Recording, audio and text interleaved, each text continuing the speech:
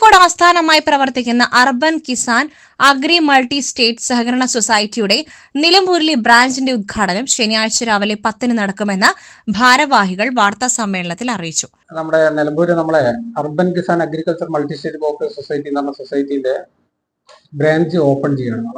നമ്മളെ ബഹുമാനപ്പെട്ട സ്ഥലം MLA ഷൗക്കത്ത് അലി സാറാണ് നമുക്കത് ഇനാഗുറേഷന് വരുന്നത്. പക്ഷെ യഥാർത്ഥത്തിൽ ഇന്ത്യയിൽ ഒരു 1700ഓളം മൾട്ടി സ്റ്റേറ്റ് കോഓപ്പറേറ്റീവ് സൊസൈറ്റി ഇപ്പം ഓൾറെഡി പ്രവർത്തിക്കുന്നുണ്ട്. 2021 ഇതിനൊരു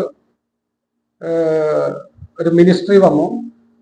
അതുപോലെ തന്നെ ഇതിനൊരു ഓംബുഡ്സ്മാൻ വന്നു. അതുപോലെ തന്നെ ഈ മൾട്ടി സ്റ്റേറ്റ് കോഓപ്പറേറ്റീവ് സൊസൈറ്റിന്റെ ഓഡിറ്റിന് വേണ്ടി മാത്രം നമ്മളെ എല്ലാ ഡിസ്ട്രിക്റ്റിലും, അതായത് ഇന്ത്യയിലുള്ള എല്ലാ ഡിസ്ട്രിക്റ്റിലും 3 വീതം ഓഡിറ്റർമാരെ നിയമിച്ചിട്ടുണ്ട്.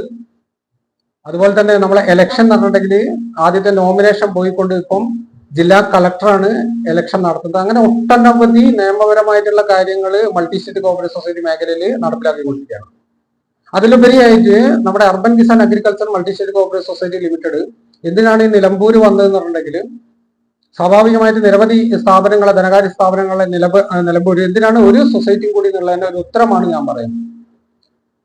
സെൻട്രൽ ഗവൺമെന്റ് 2030 കൂടിയിട്ട് ഭാരതത്തിൽ ഒരു കാർഷിക വിപ്ലവം പ്ലാൻ ചെയ്യുന്നുണ്ട്. കാർഷിക വിപ്ലവം എന്ന് പറഞ്ഞിട്ടുണ്ടെങ്കിൽ നിങ്ങൾക്കൊക്കെ അറിയാം, പത്രപ്രവർത്തകർ എന്നുള്ള നിലയ്ക്ക് നിങ്ങൾക്കൊക്കെ അറിയാം, 2030 കൂടിയിട്ട് ലോകത്തില് ഏകദേശം 18% ഭക്ഷ്യക്ഷാമം വരുമെന്നാണ് യുനെസ്കോ ആയാലും ശരി, വേൾഡ് ഹെൽത്ത് ഓർഗനൈസേഷൻ ആയാലും ഒക്കെ തന്നെ പുറത്തുവിട്ട കണക്ക്.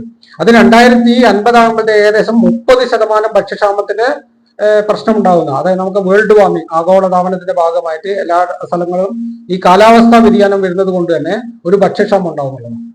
അപ്പൊ ഈ ഭക്ഷ്യക്ഷാമം ഉണ്ടാകുന്ന, ഈ ലോകത്തുണ്ടാകുന്ന ഭക്ഷ്യക്ഷാമത്തിന്റെ ഒരു പരിധി വരെ നമ്മളെ രാജ്യത്ത് നിന്ന് കയറ്റുമതി ചെയ്യാനുള്ള ഒരു പ്ലാൻ ഗവൺമെന്റ് തയ്യാറാക്കുന്നതിന്റെ ഭാഗമായിട്ടാണ് ഇന്ത്യയിൽ ഏകദേശം 78 വർഷത്തിലധികം കാലം നിലനിന്നിരുന്ന ഈ മൾട്ടി സ്റ്റേറ്റ് കോഓപ്പറേറ്റീവ് സൊസൈറ്റി എന്ന് പറഞ്ഞ ആ ഒരു ഡിവിഷന് 2021 മാത്രമാണ് ഒരു കോഓപ്പറേറ്റീവ് മിനിസ്റ്റർ ഉണ്ടാക്കിയും അതിന്റെ അധ്യക്ഷനായിട്ട് ഇന്ത്യയിലെ കരുതനായിട്ടുള്ള അമിത്ഷാ വരികയും ചെയ്തത്.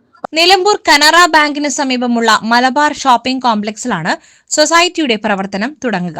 രാവിലെ 10 ആര്യടൻ ഷൗക്കത്ത് MLA ഉദ്ഘാടനം ചെയ്യും. സൊസൈറ്റി ചെയർമാൻ PM സജി മുഖ്യപ്രഭാഷണം നടത്തും.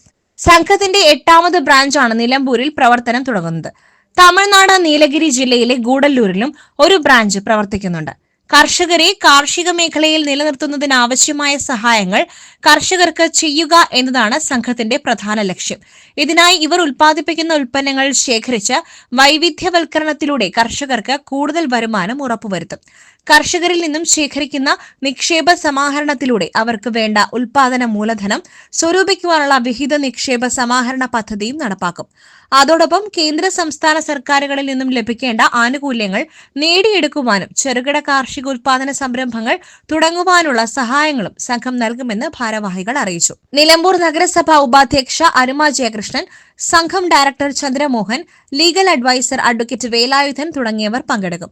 വാർത്താ സമ്മേളനത്തിൽ സംഘം ചെയർമാൻ PM സജി, സംഘം CEO Shilja Manoj, vice chairman Aneesh Chozhi, Nilambur branch coordinator Binu Nair തുടങ്ങിയവർ പങ്കെടുത്തു. SS Gold, Pure Gold. SS Group, Nilambur.